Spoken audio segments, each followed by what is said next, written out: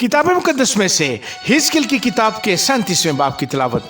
खुदावंद का हाथ मुझ पर था और उसने मुझे अपनी रूह में उठा लिया और उस वादी में जो हड्डियों से पुर थी मुझे उतार दिया और मुझे उनके आसपास चौगिर्द फिराया।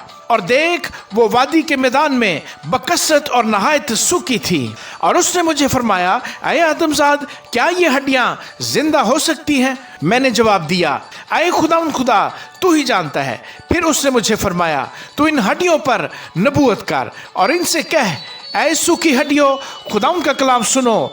खुदाउन खुदा इन हड्डियों को यूं फरमाता है कि मैं तुम्हारे अंदर रूह डालूंगा और तुम जिंदा हो जाओगी और तुम पर नसें फैलाऊंगा और गोश्त चढ़ाऊंगा और तुमको चमड़ा पहनाऊंगा और तुम में दम फूंकूंगा और तुम जिंदा होगी और जानोगी कि मैं खुदावंद हूँ। बस मैंने हुक्म के मुताबिक नबूवत की और जब मैं नबूवत कर रहा था तो एक शोर हुआ और देख, ज़लज़ला आया और हड्डियां आपस में मिल गईं, हर एक हड्डी अपनी हड्डी से। और मैंने निगाह की तो क्या देखता हूँ कि नसें और गोश्त उन पर चढ़ आए और उन पर चमड़े की पोशिश हो गई, पर उनमें दम न था। तब उसने मुझे फरमाया कि नबूवत कर, तू हवा से नबूवत कर, ऐ आदमजाद, और हवा से कह, खुदा यूं फरमाता है कि ऐ दम, तू चारों तरफ से आ और इन मकतूलों पर फूंक के जिंदा हो जाएं।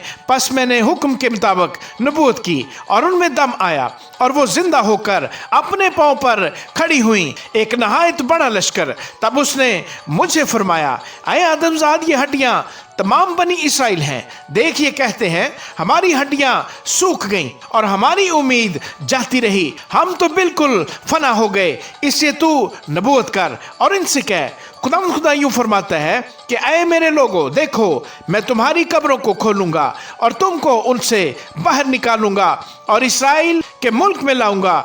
और ऐ मेरे लोगों, जब मैं तुम्हारी कब्रों को खोलूंगा और तुमको उनसे बाहर निकालूंगा, तब तुम जानोगे कि खुदावंद मैं हूँ और मैं अपनी रूह तुम में डालूंगा और तुम जिंदा हो जाओगे और मैं तुमको तुम्हारे मुल्क में बसाऊंगा।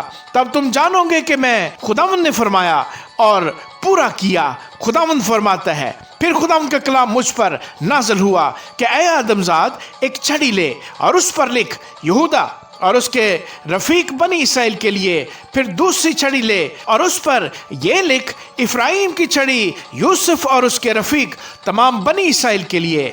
और उन दोनों को जोड़ दे कि एक ही छड़ी तेरे लिए हों और वो तेरे हाथ में एक होंगी। और जब तेरी कौम के लोग तुझसे पूछें और कहें कि इन कामों से तेरा क्या मतलब है, क्या तू हमको नहीं बताएगा, तो तू उनसे कहना कि खुदा यूं फरमाता है कि देख, मैं यूसुफ की छड़ी को जो इफ्राइम के हाथ में है और उसके रफीकों को जो इसराइल के कबाइल हैं लूंगा और यहूदा की छड़ी के साथ जोड़ दूंगा और उनको एक ही छड़ी बना दूंगा और वो मेरे हाथ में एक होंगी।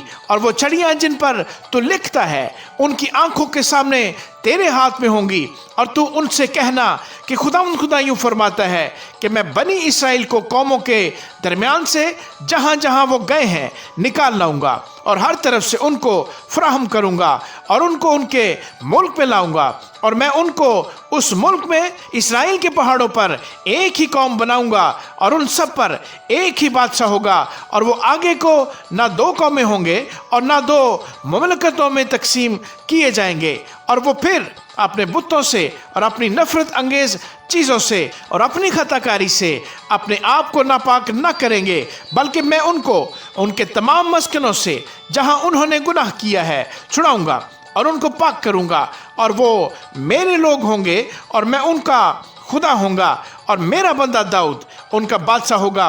और उन सब का एक ही चरवाहा होगा और वो मेरे अहकाम पर चलेंगे और मेरे आइन को मानकर उन पर अमल करेंगे। और वो उस मुल्क में जो मैंने अपने बंदा याकूब को दिया, जिसमें तुम्हारे बाप दादा बसते थे, बसेंगे। और वो और उनकी औलाद और उनकी औलाद की औलाद हमेशा तक उसमें सुकूनत करेंगे। और मेरा बंदा दाऊद हमेशा के लिए उनका फरमारवा होगा और मैं उनके साथ सलामती का अहद बांधूंगा जो उनके साथ अबदी अहद होगा। और मैं उनको बसाऊंगा اور فراوانی بخشوں گا اور ان کے درمیان اپنے مقدس کو ہمیشہ کے لیے قائم کروں گا۔ میرا خیمہ بھی ان کے ساتھ ہوگا، میں ان کا خدا ہوں گا اور وہ میرے لوگ ہوں گے۔ اور جب میرا مقدس ہمیشہ کے لیے ان کے درمیان رہے گا تو قومیں جانیں گی کہ میں خداوند اسرائیل کو مقدس کرتا ہوں۔ آمین۔